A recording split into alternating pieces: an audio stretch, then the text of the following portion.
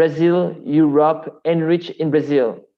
It is indeed a great pleasure to have you. Thank you for joining this second roundtable, EU roundtable, right? European Union roundtable, today with two other countries who are going to give us some further tips, explanation, experiences on how the collaboration between Europe and Brazil works. Today, we have the opportunity of receiving representatives from Slovenia and Portugal. Before we start and before I can present our speakers today, a few words about ENRICH in Brazil. ENRICH in Brazil is an initiative supported by the European Union, which has the purpose of strengthening the relationships between Brazil and Europe for science, technology, and innovation.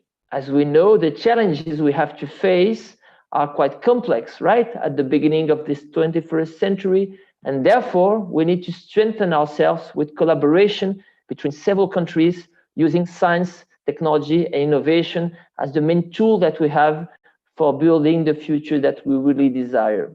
So it is for me a great pleasure and an honor today to welcome representatives of two countries of the European Union, Slovenia and Portugal. We'll have two panels this morning. We'll start with the ambassador of the Slovenian embassy in Brazil, Mr. Gorazd Resels, who will present us some more information on the experiences of Slovenia in Brazil.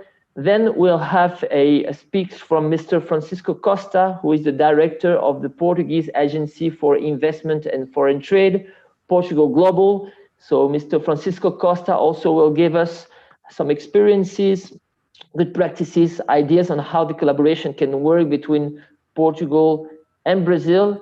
Then we'll have the experience of the companies, right? The companies which will be represented by first Mr. Matthias Koken, who is the president of the SLOBRAS, the Chamber of Commerce Slovenia Brazil, who will give us also some ideas and overviews on this collaboration between Brazil and Slovenia. And finally, we'll have the honor of receiving Mrs. Sara Medina, who is the member of the board at SPI, the Society Portuguese of Innovation, and also SPI Ventures. She will also give us her vision on how the collaboration between Brazil and Portugal can work and all this experience that the Society Portuguese of Innovation already has. So let's get started. I would like to start by inviting Mr. the Ambassador Gorazd Resels, Ambassador of Slovenia in Brazil. Mr. the Ambassador, welcome. Thank you for joining us. And the floor right now is yours to give us your vision and your experiences and your tips on how Slovenia and Brazil can work closer together for science, technology, and innovation. Welcome, Mr. the Ambassador. The floor is yours.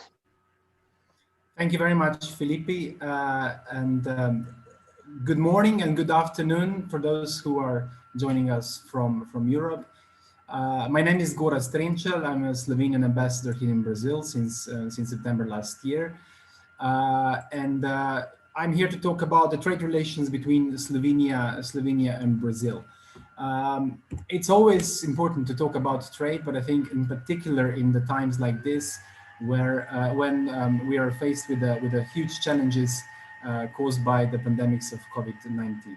So I want to thank you very much, ENRICH Brazil, to host this show and to host this talk about the trade.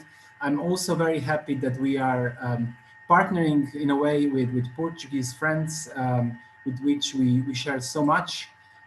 If nothing else, we will be at the helm of the European Union 2021. So Portuguese will take over the presidency of the European Union on January 1st next year, and we take over from them on July 1st. As I said, it's always good to talk about trade, especially if you're a Slovenian ambassador and when representing a country where 85% of our GDP is accounted by exports. So in 2019, the Slovenian economy has exported together in all the global markets goods in the value of about 40.5 billion euro, which, as I said, accounts for about 85% of our GDP. Very important. So our economy is growth driven, especially by services, which account for about 60% of our economy, but also manufacturing. This is very important, I think. If anything, the epidemics have shown us the importance, strategic importance of being able to produce goods and things and to them to export them too. So Slovenia is the third most industrialized country in Europe, and I think we are benefiting from this. In terms of the global trading partners, most of our exports go actually to the European Union, which is pretty logical, being a member of the single European market. So about 75% of our exports go to the European Union, of which about 50% actually are destined to the top 5 trading partners, among which you would find countries such as Germany, Austria, Italy, France, Switzerland, and our dear neighbors in Croatia. Very much integrated in the European supply chain supply, and this is very much our bread and butter in terms of exports. So where does Brazil come in this picture? As I said, very well integrated in the European flows of trade, but it's important also to go beyond Europe. And actually, the previous crisis, not the COVID-related crisis, the Euro crisis, has shown this. When things go wrong in Europe, it's good to have partners globally that you can rely on, as if you're open and export-oriented economy. So our strategic thinking in Slovenia is very much to diversify the portfolio of trading partners and to go beyond Europe, to go beyond the traditional trading partners.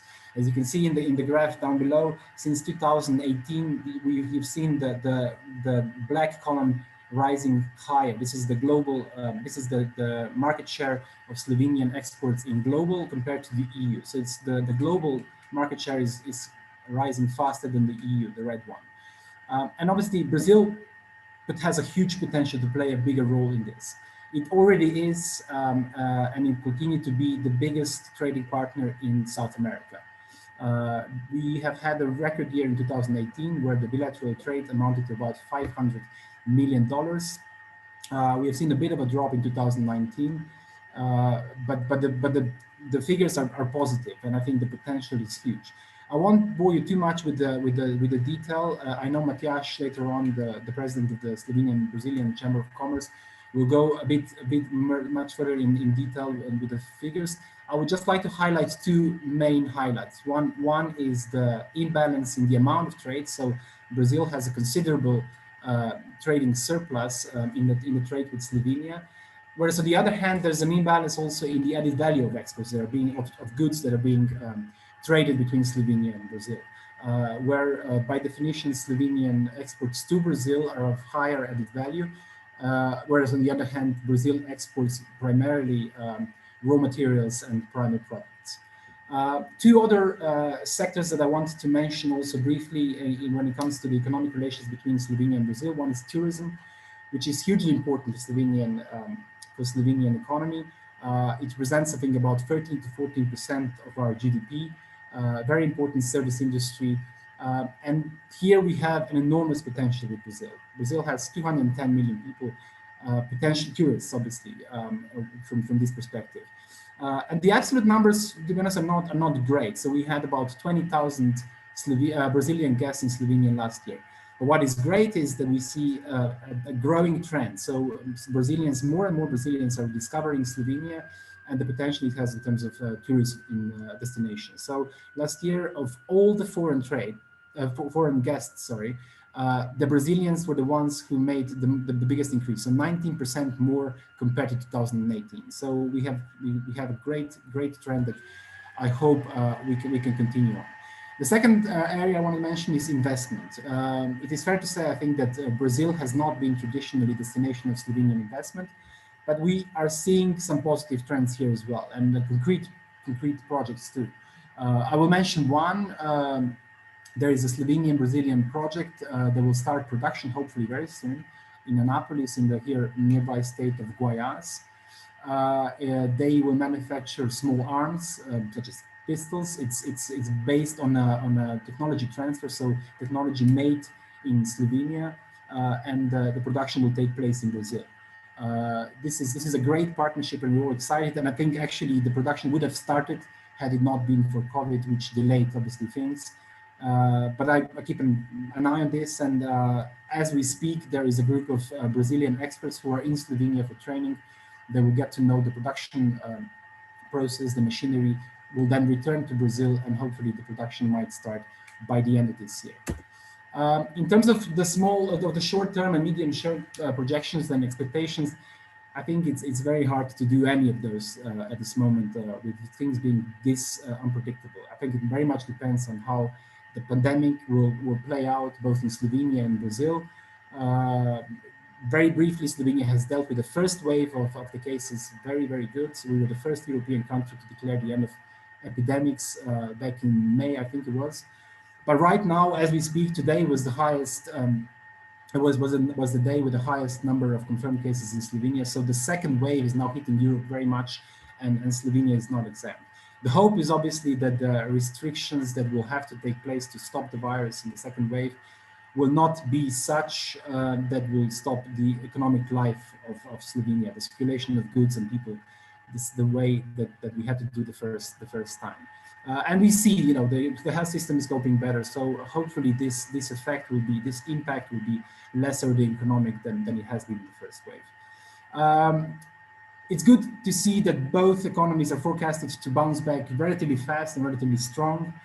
There's a lot of talk about V-shaped recovery here in Brazil, but also in Slovenia, forecasts such as done by the European Commission, the IMF, the National Institute, converge on the idea that the recovery will be fast. So the drop for 2020 is meant to be about 7% of our GDP, but there's about the same number.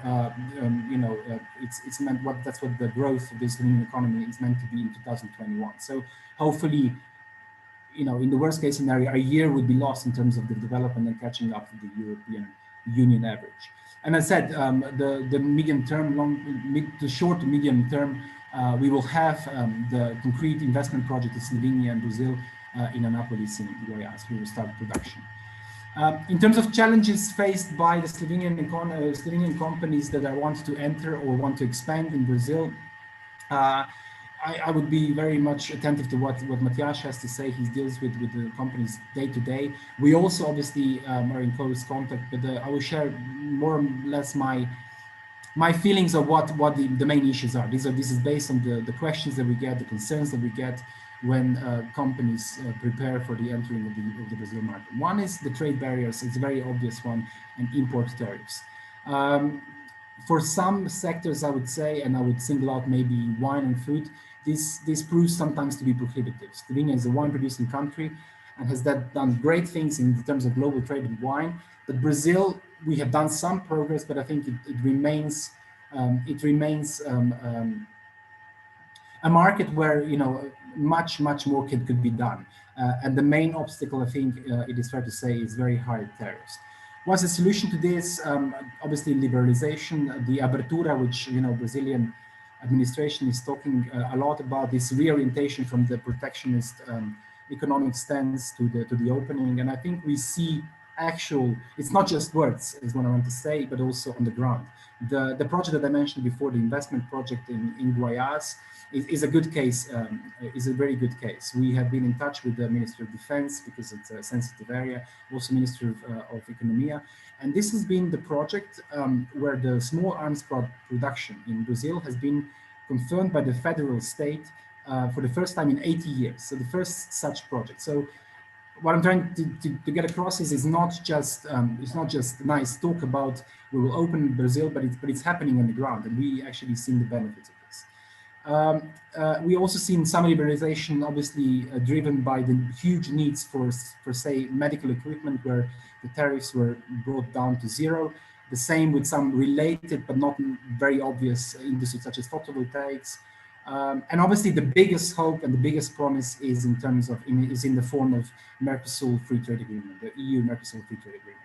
I won't go into the politics of this, but just enough to say if and when this happens, this will completely change the landscape, and I think it will open up a new horizon of opportunities for bilateral trade. The second issue that we encounter sometimes is a complex tax and business environment. This is not meant to be a criticism, it's more Slovenian companies are used to working and trading and doing business in environment which is Slovenia is a unitary state, not a federal state. So the different levels of regulation, the different levels of taxation which you would have in a federation such as Brazil, and I remember exactly the same thing happening when I was posted in the US. It's hard to get your head around, that you would have tax on the federal level, then you have tax on the state level, and then sometimes also on the local government level. All I'm saying is it gets some time to get used to these challenges, and they're not unsurpassable. In terms of the solutions, one thing is obviously what Brazilianization is doing. There's a talk about, not just talk, but actually a huge ambition in terms of reforma tributária, which will simplify the tax regime, and also reforma administrativa, which will make the business environment hopefully much more viable. But also one thing that we also stress at the embassy is networking, sharing experience. And this is where ENRICH is of huge importance, and so is SLOBRAS, actually, Brazilian Chamber of Commerce. It's one thing for us to understand what Brazilian state is doing. It's one thing for us to try to explain the tax code of Brazil, but it's a completely different thing if the company who wants to enter Brazilian market talks to a company who's already in Brazil and can share how things are actually on the ground. And so that's why we always try to be kind of intermediate at the embassy, try to connect people with different experience. I think this is of huge value. The third issue, or kind of a cluster of issues, is around the perception of a distance in a huge market. And I was careful how to word this in the slide. What I'm trying to get with this is, and relates to the slide that I had on the what the kind of comfort zone for Slovenian businesses, even those that do international trade, is. It's usually, we're talking about the radius of 500 kilometers around Slovenia, so very much European centered. So anything beyond that, I think, takes a bit more courage, takes a bit more vision, and takes a bit more preparation. So that's why sometimes Brazil might not be first in the list of the markets that Slovenian companies are looking at. But once they get to know it, and again, I come back to the point of partnerships and sharing experience, they see an enormous opportunities in this market. And I think it's more a psychological effect. But I put it here because we do hear this question, but it's far and it's huge, and and there's so Sao Paulo is so different from Ceará, for example. But I think these are all things, once you get to know the country, once you talk to people who have done business in Brazil, you will see them as an opportunity rather than a challenge. In terms of support and funding, I will not waste too much time on this. I think it's enough to say there is no specific funding or support for Slovenian companies who want to do business in Brazil, but it comes under the umbrella of diversification, which I mentioned before. That the state is trying to drive policy in a way that that the companies would look for opportunities elsewhere, not just Europe.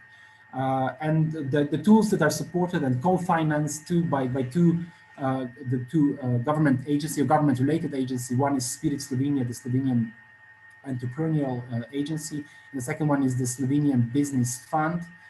They offer co-financing, co-funding of the traditional tools such as networking. Companies can get support and financial support to attend foreign trade shows, business delegations, also market research, the very initial market research to get to know the market, but also new areas, which I think are getting more and more popular. I just saw Spirit Slovenia had to stop a public tender because there was too much demand on the funds for digitalization and co-funding of new business models, increasing the e-content for businesses who want to internationalize. So a huge variety of tools, and if any of you is interested, be very happy to get in touch with the embassy. We'll be very happy to give you the details. And I'll finish up and wrap up with some of the promising areas that we see as the embassy. They might differ from those that Matthias will later on talk about sector by sector. But this is, our view is maybe a bit more general, more kind of horizontal. So the first two I'll mention is circular economy and bioeconomy. These are hugely debated now in Europe, but also in Brazil. Bioeconomia in particular, related also to the Amazon region and the huge economic potential the region has. It very much links to the narrative of the green recovery and the Green Deal that the Euro Commission has proposed. The idea, obviously, in Europe is very much our economies have been hit by the crisis, If we are to rebuild them, let's rebuild them in a way that are future-proof and have sustainability built in the DNA, so that we don't invest in a way for the future in things that will become obsolete or for various reasons. So sustainability is very much ingrained in the recovery, and we as the embassy are partnering with a lot of stakeholders here in Brazil on government level, civil society level, but I must stress here also on the business level. As much as ambassadors such as myself can talk about circular economy, politicians can talk about circular economy. The circular economy as a concept will not happen until and up to the point where business take the opportunities. This is where the real change will come from. And this is where we are trying to link also the businesses on both sides that are interested in the concept and in the opportunities that the new concepts bring. Tourism and gastronomy, I mentioned the huge potential before about tourism, but I must just add, we see and we talk to the stakeholders such as tour operators, agencies here in Brazil, which sees huge potential in Slovenia, also in the post-COVID tourism. We already see the perceptions and the expectations actually of the guests, of the tourists globally are changing. COVID has had an impact. And Slovenia, we believe, is a very, very good fit, and we're not the only ones who believe that. It's a green, healthy destination. This is the motto of our tourist board for years now, actually, and it speaks very nicely to the post-COVID world. It's not crowded, so for example, our biggest hotel in the capital of Ljubljana is about 200 beds, which in any other country almost is meant to be luxury and niche and boutique hotel, whereas this is the biggest hotel we have, so you wouldn't have crowds. So it speaks very nicely to the expectations and what the guests of the future will want. And the third one, and probably the most important one for this talk today, is innovation technology. Why we made this the core of our mission as the embassy is our economy, as I said, has many benefits, but it will never take over Brazil in such in a way to just flood with the Slovenian products. Where we would have to find opportunities is the niche products with a higher value added. And this is where I think innovation and technology comes very much to the fore. I'll mention just a couple of areas we're looking at and actually working on.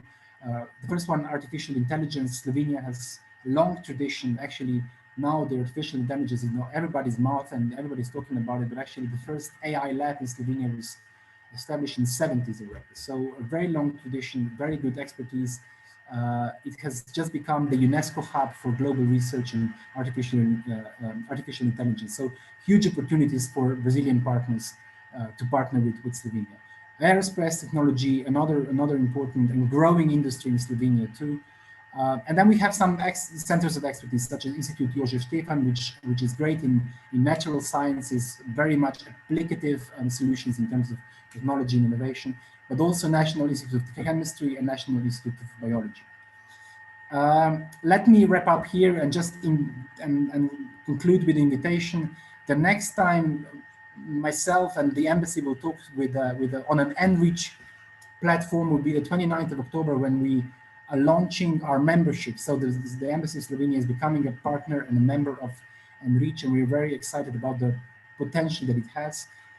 And the first talk of many, I hope, will be centered on the opportunities from the National Institute of Chemistry. I've talked to these people, researchers and people in development, and I must say I'm very excited about this talk about 29. So if you can, please join us. They have extremely wide and great range of expertise and solutions actually for the Brazilian industry too. Thank you very much for your time. I hope I wasn't too long, and I'll pass on now the word to Matthias. Thank you. Thank you, Ambassador. Thank you so much for your presentation. Very inspiring, and we see plenty of opportunities for innovation, artificial intelligence, and also the green economy, and that's really what the 21st century is about. So I would like now to give the floor to the representative of the Portuguese Agency for Investment and Foreign Trade, the director actually of the Portuguese Agency for Investment and Foreign Trade, Mr. Francisco Costa, who is going to give us some ideas, tips, experiences on the collaboration between Portugal and Brazil. So Francisco, thank you so much for your time. The floor is yours. Well, thank you, Felipe, and thank you for the invitation to join you today. I'll try to be short and concise after this brilliant presentation from the ambassador. But first of all, I'd like to start by introducing ICEP. We are a government business entity focused in encouraging the best foreign companies to invest in Portugal and contribute to the success of Portuguese companies abroad in their internationalization processes. So if to summarize a bit our work, we are some sort of one-stop shop agency whenever you're looking to invest or to buy Portuguese services and products. Actually, there are two pillars in our work, being the first one investment, as I mentioned, and the other one the internationalization of the Portuguese brand through some added value initiatives. And I'm sure this one is representative of that, as we try to help Portuguese companies to find the business partner that best matches with their request, with their needs, and we also try to promote Portuguese products and services, and we do it through a global network which is present in more than 50 countries, and of course Brazil is a core and really important one for us. So I'll try to briefly explain to you what we are doing here by sharing a short presentation about this issue that also the ambassador mentioned regarding the relationship between Brazil and Slovenia, and in this particular case between Portugal and Brazil. Here you have some numbers regarding our bilateral trade cooperation, which, as you know and you're aware of, is unique and really important for us, thanks to our deep historical and cultural affinities. First of all, of course, due to our common linguistic heritage, but also due to the large number of Portuguese descendants who live here in Brazil, and of course, more recently, to the relevant size of the Brazilian community and Portugal. The economic dimension of this cooperation, which for us, Brazil, as you know, being one of the 10 largest economies in the world, makes this country very important for the Portuguese companies in their internationalization process. But the volume of trade is also reciprocal, and also the investments, while significant, we do consider that they have great potential for further growth. The relationship between Portugal and Brazil is framed by a historical link, as I mentioned, by the Treaty of Friendship, Cooperation and Consultation, which was signed in 2000 in Porto Seguro, and that one established an annual meeting, an annual summit shared by the two ships of executive state, and created a permanent Portuguese-Brazilian commission. And that commission works to further deepen the bilateral relationships in a variety of sectors. Here in this slide, you can see regarding exports of goods and services, the top products and the main areas of cooperation, in which, of course, agricultural, both in exports and imports, are really and extremely relevant. This bilateral interest keeps on getting stronger. We're sure of that, in spite of the global economic crisis. And it's quite important to underline that, of course, it has affected the commercial and economic relationship between Portugal, but at this moment, the real impact is yet to be determined. And as a result of the connection between Portugal and Brazil, between these two countries, we have some very positive numbers that you can see both here in the trade and balance goods and the trade balance of services, both here in the exports and imports, the bilateral trade cooperation, and here in investment, both flow and stock over the last few years. Brazil, of course, ranks top 10 when it comes to foreign direct investment in Portugal, being the fourth main destination for Portuguese direct capital investment abroad, meaning right now that Brazil has around 600 established Portuguese companies within its territory. And last year, more than 2,000 Portuguese companies had some kind of trade connection with Brazil. So that's of course very representative of the importance of this bilateral trade cooperation for us. Regarding the projections, I decided to separate them in what we can call, unfortunately, for the near future, the negative projections, the unpredictable ones, and the positive, mostly due to the impacts, the severe impacts of COVID-19. In the negative ones, we have noticed in the first semester of this year, in these partial numbers, that both imports and exports in goods and services have been affected. That's something that we are still analyzing, of course, but the impact is clear, as the downsides in both imports and exports is considerable. But a really negative impact regarding the projections for the near future for Portugal in this relation with Brazil, in this commercial trade relation with Brazil, is the impact on tourism. Travel and tourism, of course, among the most affected sectors, with airplanes on the ground, hotels closed, travel restrictions put in place in virtually every single country in the world. And this is particularly negative for Portugal, considering that, if I may return here, our trade balance of goods and services, we have a deficit in goods, but we have a superávit in services. So considering we include tourism in services, the constraints of this unprecedented blow to the tourism sector definitely that has cut, of course, international tourist arrivals in the first quarter of 2020, and of course we still haven't the numbers until the end of the year, but we expect it to affect as well, and it has been reduced to a fraction of what they were a year ago. It's quite complicated, and it's definitely a negative impact. So just for you to have an idea, last year we had 1.3 million Brazilian tourists in Portugal, which represented a revenue of approximately 750 million euros to the Portuguese economy. And we expect this negative impact, as well as an impact on the small and medium enterprises, which of course have been affected. Regarding the unpredictable areas, of course, the COVID-19 effects in the health are still to be determined.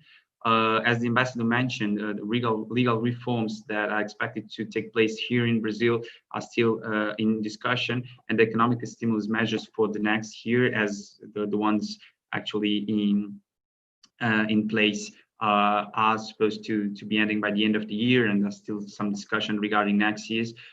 These are a gray area in which we still cannot determine the real impacts.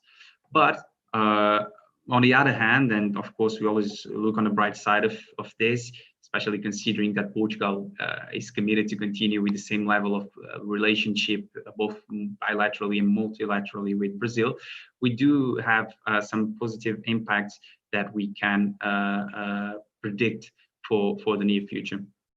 Brazilian investment in Portugal, especially in real estate, has grown due to several reasons: socio-economic, politics, and they are very personal, the reasons behind this recent interest.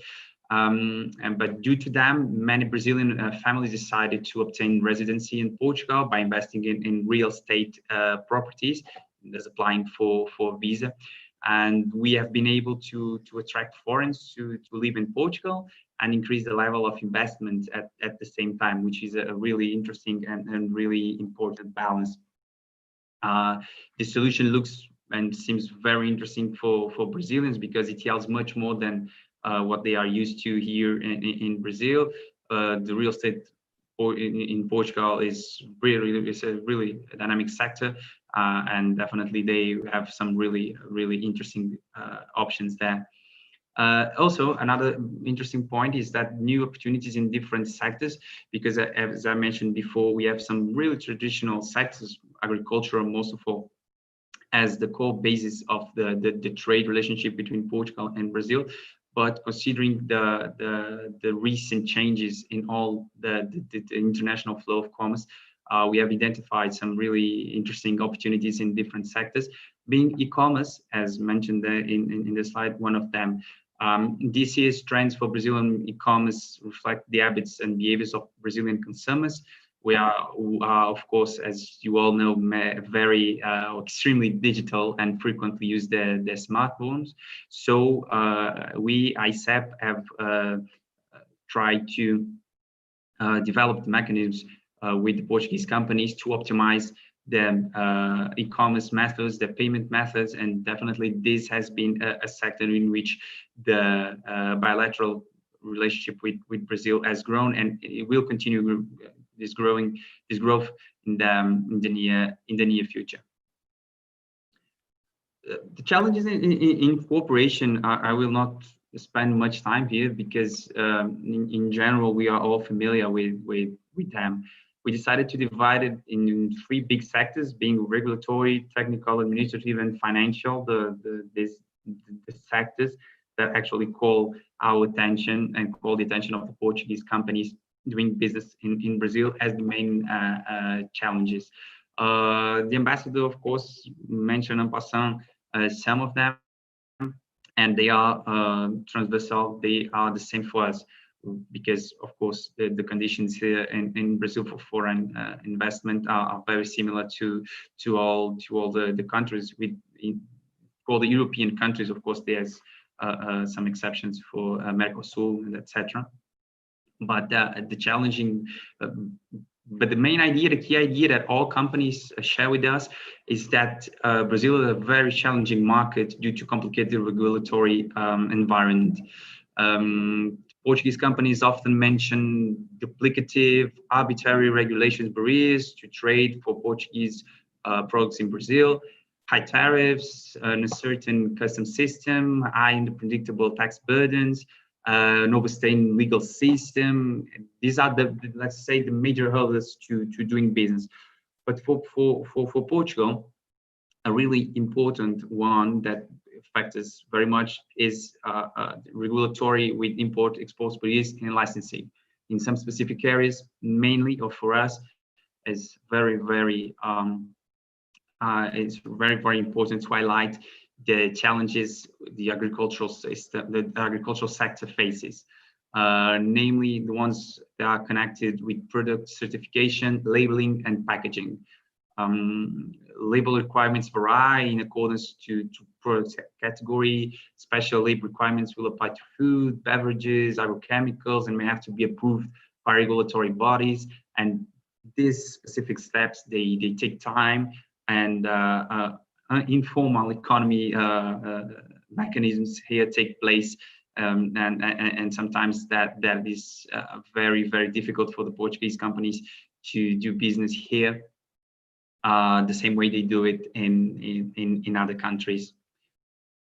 Regarding financial and support or funding, we have also, as the ambassador also mentioned, for Slovakia's case, we don't have, or there is no special program to support Portuguese companies willing to do business with Brazil. You do have, of course, there are a few options with the private sector and etc. But in the at the institutional level that we work, there is no special program. Nonetheless, over the last few years, we have developed a program called Portugal 2020, Portugal 2020. This program involves 4 areas: competitiveness and internationalization, social inclusion and employment, human capital, sustainability and efficiency, the use of resources, with the aim of fostering growth and creating employment. You can see here in this slide a brief explanation of the incentive scheme, the goals, and the types of projects that apply. This scheme, Portugal 2020, is about to end by the end of the year, of course, but we are already discussing and about to implement a new one, Portugal 2030. And basically, this program aims to, within the field of competitiveness and internationalization, help the Portuguese companies to have access to funds in order to invest or in order to go their programs abroad and there's a list of investment typologies concerning incentive systems for the companies. And being these ones and the most important that can apply and are definitely related also with the work promoted by ENRICH, business and innovation, qualification, internationalization of small and medium enterprises, and technological research and development, which for us are the really key areas in which we are trying to help and promote the internationalization of Portuguese companies, especially here in Brazil. Regarding recommendations, and here I will try to be a bit. I will talk a bit more about these issues, because of course we have talked with a couple of Portuguese companies, and it's quite interesting to hear feedback and to understand that despite they work in different areas, despite they work in different states of the country, the recommendations, both the obstacles and recommendations in order to how to be successful are very, very similar. Being the first one, having a significant local network.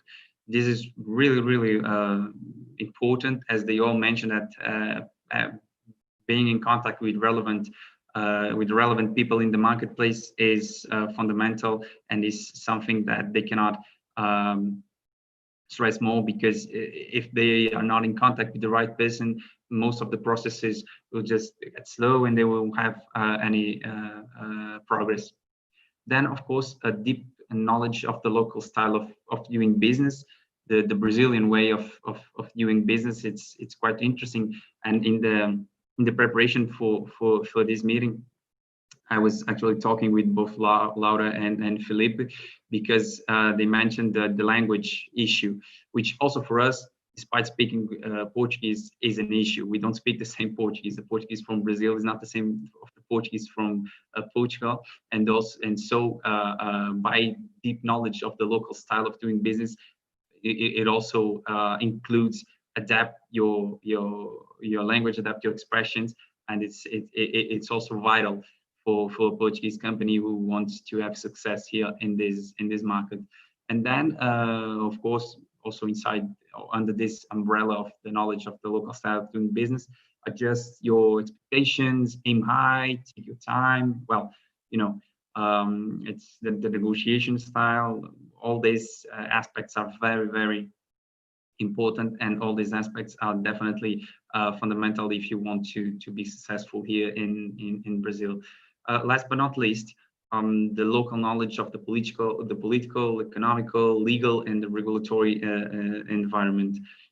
It changes a lot, despite all the reforms still being under discussion and etc. But in the end, if you do your deep analysis of the market, the legal framework, the political framework changes very, very quickly. So it's really important to have a deep knowledge of it. Finally, I'd like to mention briefly some of the promising sectors that we, throughout our contacts with the Portuguese companies, have identified as promising ones for them to invest and develop their businesses here in Brazil. Agribusiness definitely will remain crucial to development of the Portuguese and Brazilian cooperation.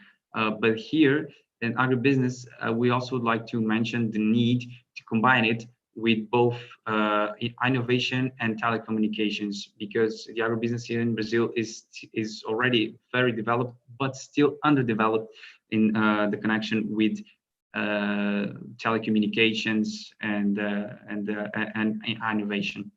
Energy, of course, is another very, very strategic sector to leverage economic growth between Portugal and Brazil. And in here we include power generation and distribution, especially expanding if we consider that the expanding demand for economic boost and discussion of new forms of clear energy open the door definitely to a series of high attractive investments. And last but not least, innovation, because it's very, very important for us, and we do consider that the Brazilian market has been open to disruptive innovations brought by startups from different areas. This trend is likely to continue and even to expand, given the favorable outlook for technology, given the rise and the development of here what we mentioned and defined as the fintechs, agrotechs, healthtechs, and many other techs. So definitely this is another very, very important, promising sector for us. I'd like to end by mentioning a few good examples that actually represent both what we did well, and these are both the CA and Ilium partnership in Portugal, which right now means or represented that both these Portuguese and Brazilian private sector companies, they created a new company, a joint venture, which aims to develop, industrialize, and commercialize new service for the agricultural sector based on unnamed aerial vehicles such as drones and airships. So basically, they will develop an innovative airship ready to travel great distances with loads up to 220 kilo payload, and use the artificial intelligence to this area. So I will just conclude by saying, or by stressing that, of course, the relationship between Portugal and Brazil remains very, very important, that these key areas are the ones that we have identified, but are not limited to, and we expect to use ENRICH as a very important platform to keep developing our relationship here in Brazil. Thanks. Thank you, Francisco. Thank you so much for your presentation. And as you just said, we are linked with strong relationship of partnership, of friendship between Brazil and Portugal. So there are plenty of ways of exploring further this relationship with science, technology, innovation. So now let's switch to our next panel, where we'll have the presentation of the representative of the companies. And let's get started with Mr. Matthias Koken, who is the president of the SLOBRAS, the Chamber of Commerce, Slovenia and Brazil. Matthias, thank you so much for joining us. The floor is yours. Thank you, Felipe. Hello to everybody. As said, I will represent SLOBRAS, Slovenian Brazilian Chamber of Commerce. We were founded in, let me tell you a little about of our history. We were founded in 1991, since independence of Slovenia, by a group of Slovenian entrepreneurs from Slovenian community in São Paulo. So the objective was fostering and encouraging commercial cooperation between Brazil and Slovenia. And these founding members were also founders of some important companies still present today in Brazilian market. Some of them are Gas. In my records, this company was responsible for about 90% of Brazilian market share for gas cartridges, gas canisters. So still today, you will find their products in Brazilian homes. Drava, Tecnovat, also responsible for illuminating Copacabana. Nasha, these are just few of some of these companies.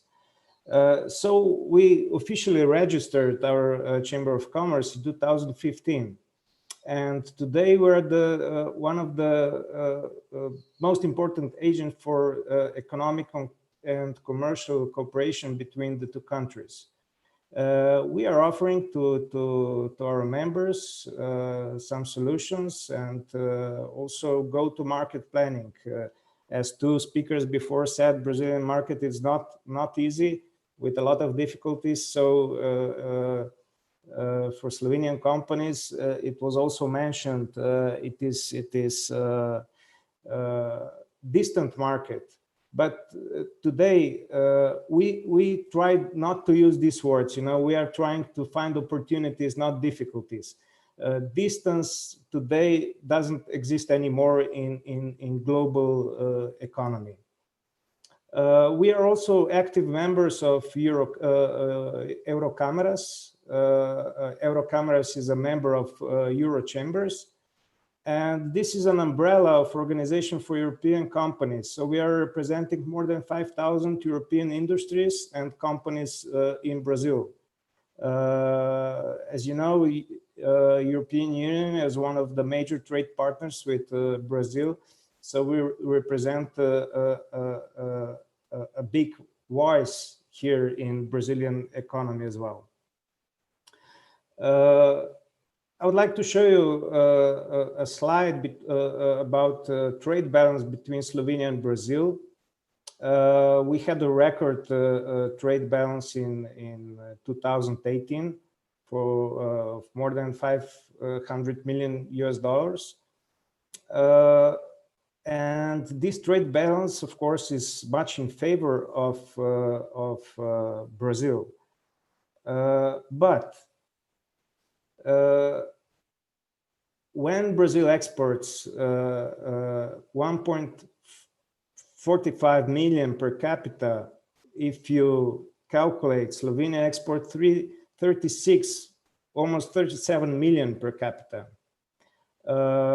In our records, Slovenian exports are even bigger because we export a lot through other European countries.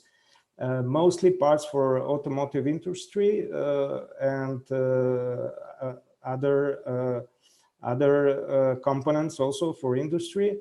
So this number would be even a little bit higher.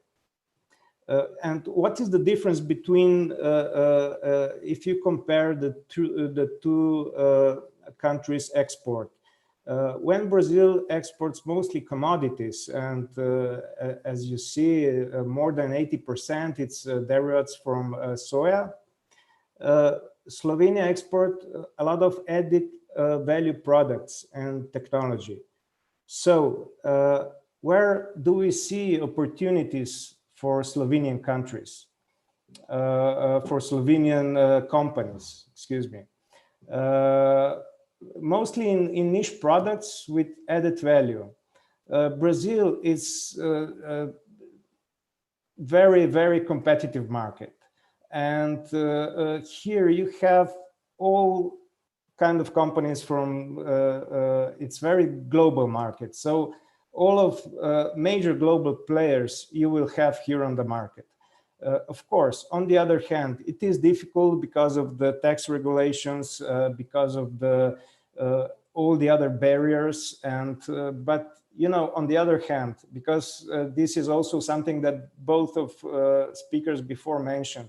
On the other hand, it is difficult for everybody. It is difficult for Brazilian companies, and it is difficult for foreign companies. So we are all fighting the same on the same ground here. It's not more difficult for us than it's for local companies. So I see a lot of opportunities here and a lot of ventures from Slovenian companies in IT industry with good participation in healthcare industry and telecommunications. Before COVID-19, of course, strong cooperation in investments in tourism, not like as Portugal, but still for Slovenia it's quite big. And opportunity also, I see Port of Koper, which is our only port, is the main entry for transport of iron ore to Central and Southeast Europe. So there were already some negotiations between Port of Koper and some Brazilian ports to have some cooperation. These are what are the opportunities. I won't speak of difficulties here because difficulties as I said, we try to avoid this term because we have to try opportunities for our businesses, and difficulties you will find everywhere in any market. So I would like to try to show you here some cases of our companies which are present in Brazil. The first one is Gorenje. It's one of the major producers of home appliances in Europe. So Brazil, it's dominated by two brands here. So they dominate more than 80% of the market. One is Whirlpool and the other one is Electrolux. But with this niche position that we have, that is our strategy, today we have the second largest importation of dishwashers in Brazil. The first is China with more than 96% of importation, and right after the China there is Slovenia. This is just a chart of importation of dishwashers. So we find a niche, and we occupied our market share with this kind of product. The other company is Typhoon. It's one of the largest producers globally for equipment for forestry and recycling, like logging winches, hydraulic cranes, firewood processors. It is also a niche market for Brazil because forest industry is in Brazil. It's very large business, but with these equipments are not produced in Brazil, so they can access to really remote, accessible, and difficult territories with difficult access. So it is also kind of a niche product.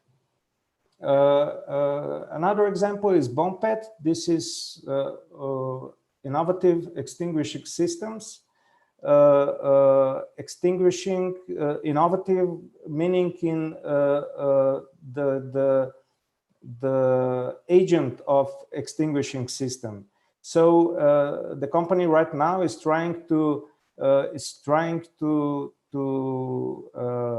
change some standards in Brazilian legislation to accept also this new extinguishing system, which is already acceptable in US, in Europe. So they're doing like a pioneer work in this segment. Next is Devisoft. This is one of the leading providers for high-tech, high-end data acquisition systems. You can find their products, their equipments in all the major companies in the world, like Mercedes, NASA, for example. So they're also really niche product, but high tech. Gila, for example, this was an innovation of one Slovenian engineer, and today definitely is one of the most high-end vacuum cleaners, and it is quite expensive, like 5 or 10 times more than a regular vacuum cleaner. But you know, they found their niche market here in Brazil, and now in this COVID situation, they really grow their sales in this year. Another one is BioLinker. This is an example of exchange of science and technology between Brazil and Slovenia. This startup was founded in Slovenia, and then it was transferred to Brazil, to São Paulo, and it was elected as one of the 500 most promising startups in the world in the scientific field. Right now, they're developing their project for COVID diagnostic tests, and they continue to work in their what was their innovation was the method to produce proteins 100 times faster than the conventional method. And the last, just to compare with Portugal, we also export wine, of course, not in the quantity that Portugal can, because we don't have so much production. But again, we find the niche here. For example, Portugal is the best in Vinho Verde, while we are the best in orange wine. So we found a niche here. You could find some Slovenian wines in best Brazilian restaurants. So this would be from my part. Thank you very much. I will give the word now to Felipe. Thank you so much. Really nice to see all these leading companies from Slovenia already present in Brazil, and good to see that they are actually technology companies. They really have a high content in terms of science and technology. So let's now listen to our last and not least important speaker of this morning, which is Mrs. Sara Medina, who is the member of the board of the SPI, the Portuguese Society for Innovation, and is also a member of the board of SPI Venture. And she's going to show us now a bit of the perspective of Portuguese companies such as SPI in Brazil. Sara, thank you so much for joining us, and the floor is. Many thanks, Philippe, for the very kind introduction. So I'd like to first also to thank Laura from YASP for the organization of this webinar. And I'd like to say hello to the other colleagues from this webinar. It was excellent to hear about your presentations. I'll be talking about the perspective of a Portuguese company that has a long time experience of working with Brazil. We have right now quite a number of Brazilian consultants, and I'd like also to introduce them to you. They are also part of ENRICH in Brazil, like SPI is a partner in ENRICH in Brazil. And we have Thais, she's also listening to the webinar. And we have also André Barbosa, that is also very much involved and really coordinating the activities of SPI in Brazil. So what is SPI? We are a private company focused on science and technology and innovation. The company was started by my father, he's still the president. We have 85 full-time people, and we have locations in different parts of the world. Basically, we established the interface between private companies, universities, research institutes, and then the international organizations, the European Commission, the Inter-American Development Bank, also the World Bank, and we are also looking at opportunities with the Asian Development Bank.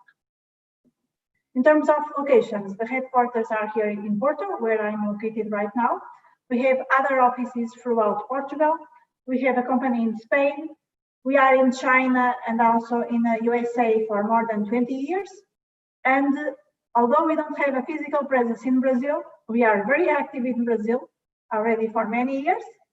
But for strategic reasons, we still don't have really an office or a company, but I'll present in detail what we are doing in Brazil.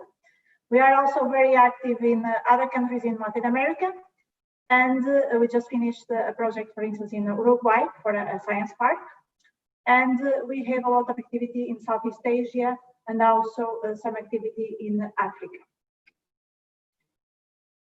We have three main areas: the innovation, science and technology, and territorial development. The territorial development, we work mainly with municipalities where we develop strategic plans for development, also dealing with the tourism and also with the marketing. Who are our clients? Who are the organizations that we work with?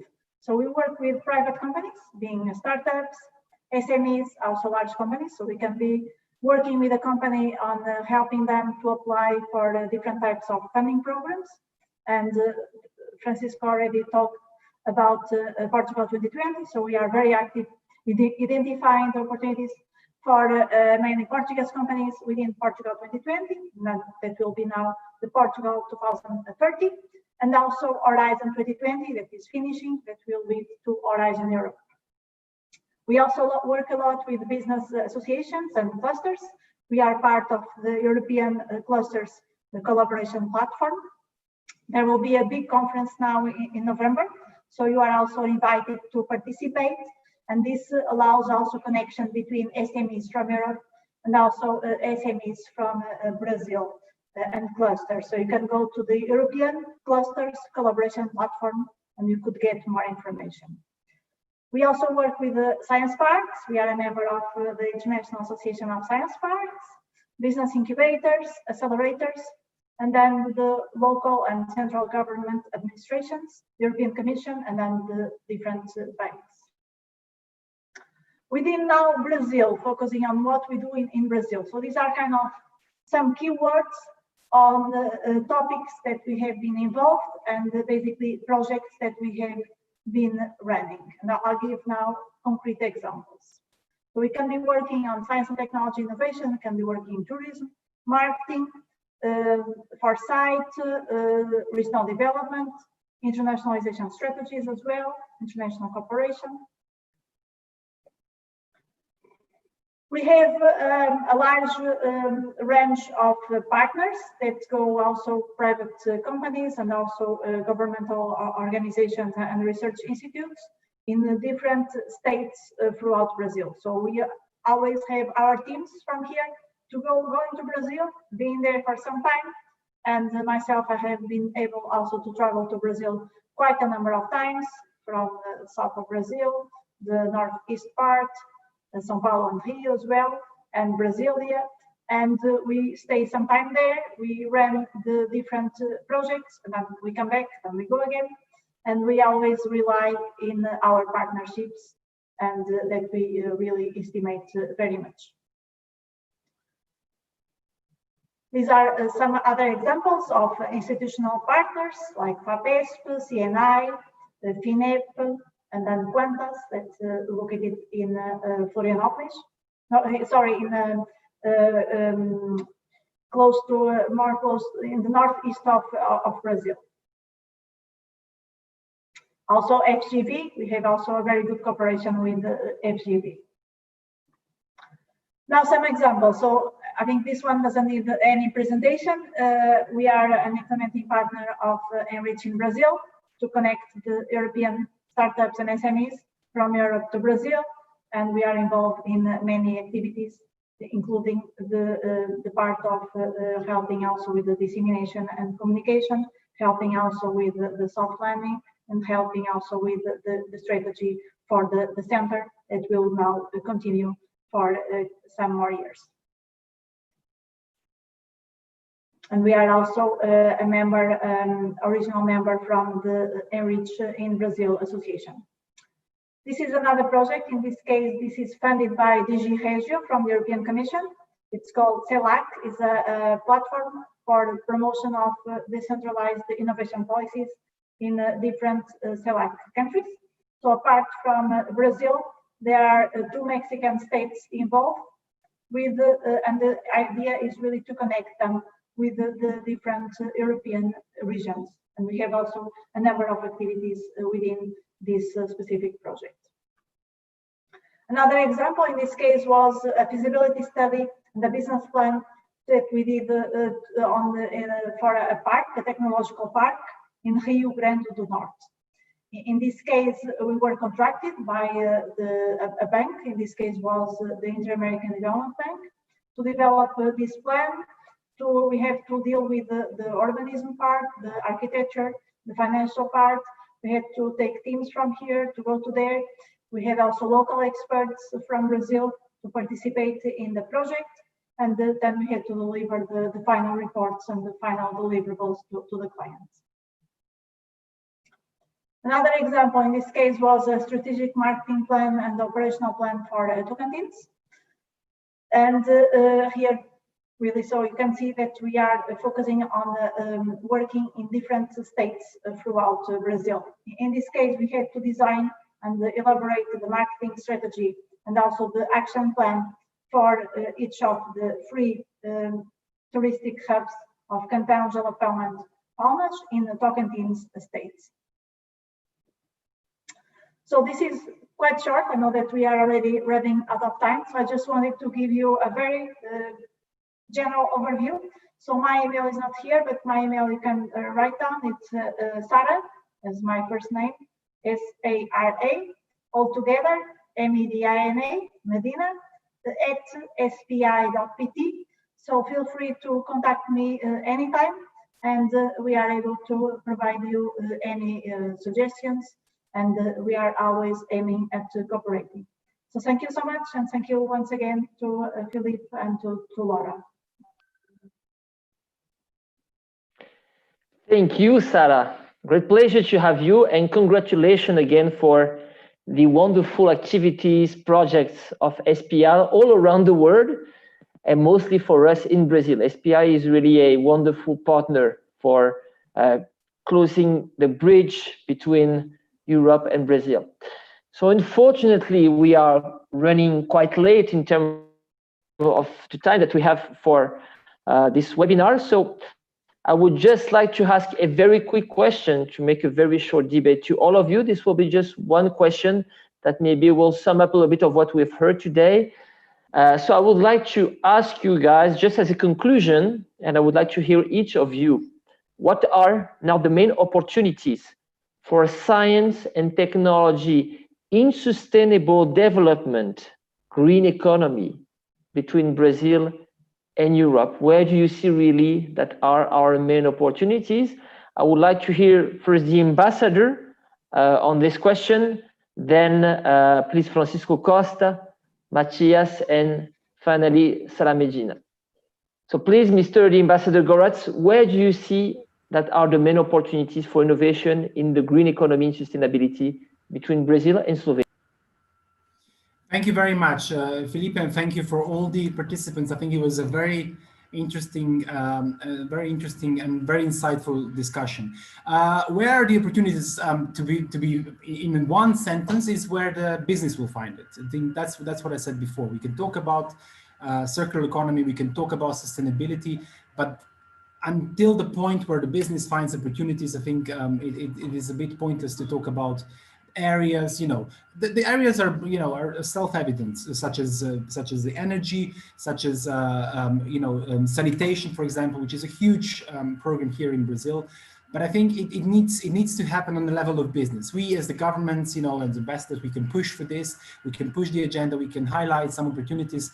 But I think it's really where the opportunities lie, where the business will find it. Just from the Slovenian perspective, I mentioned we will have a talk with the National Institute of Chemistry. For example, they offer some really unique opportunities in terms of bioplastics, for example. So these are plastics made from natural fibers, from natural resources, used especially in packaging, for example, food packaging. And we all know how important the food industry and the wine industry here in Brazil is, especially food industry. So, all these new opportunities, I think they will come. Then the energy, we know Brazil is already a leader in clean energy, especially due to the huge potential in hydropower. But I think there are new opportunities in terms of photovoltaics, and new things will come up, and there's a lot that we can link the researchers and then the application in terms of development and the industry. And I think that is our job, really. Probably all of us sitting around the table today, try to link the researchers so that these great ideas and great solutions don't stay in laboratories, but they have to come out and talk to the industry, and not just the national industry. For example, Slovenian researchers, the Slovenian companies, but that they go out and they talk to industry and business worldwide. Thank you. Thank you again, Ambassador, and thank you to the Embassy of Slovenia and Brazil for being such a wonderful partner for ENRICH in Brazil. Francisco, your final words, conclusion, and please help me answering this question. Where are the opportunities in science, technology, innovation for sustainable development with Portugal? Well, I tend to agree with the ambassador, as the opportunities will, of course, considering the dimension here of the country and the different sectors, the opportunities will be according to the needs of the companies. But I refer to the ones that I mentioned during my presentation, especially agribusiness technology, so-called agri-tech and fintech. Agribusiness technology, of course, here in Brazil, the population or the popular solutions trending in Brazil here for the Portuguese companies regarding innovation and sustainability include sensors and crops, geolocation, navigation, precision agriculture. But also regarding fintech, the financial institutions such as banks are right now under renovation by this kind of solutions, and I find this trend really sweeping Brazil's traditional sector. So these two, combined with mobile commerce and also business-to-business alternatives like transactions between business through online services, are the areas in which I do find that Portuguese companies in general will discover new ways to improve and deepen their presence here in Brazil. Thank you, Francisco, for your words, and thank you again for the Portuguese Agency for Investment and Foreign Trade joining us and being our partner with ENRICH in Brazil. Matthias, your final words, conclusion, and please help me answering the question: where are the opportunities on a business perspective? It has been said before for innovation in yes, here I must agree with Ambassador that opportunities are where business will find it. But the second, I think that also European Union has to have a clear strategy with Brazil. Here I'm meaning on first place, of course, ratification of free trade agreement with Mercosur. With this, a lot of new opportunities will open. Brazil in next years will have huge investments in these fields, no doubt. But we also have to find here business opportunities for European companies. Speaking of business now, I think that also Eurocameras as a representative of European business have to have a clear strategy and a voice in Brazilian community. Putting all this together in the nice package, I think that we have to have that we have good opportunities, but also a big challenge, you know, in front of us. If we work together as a one block, as a one major economic force, we can do better job. This is my point.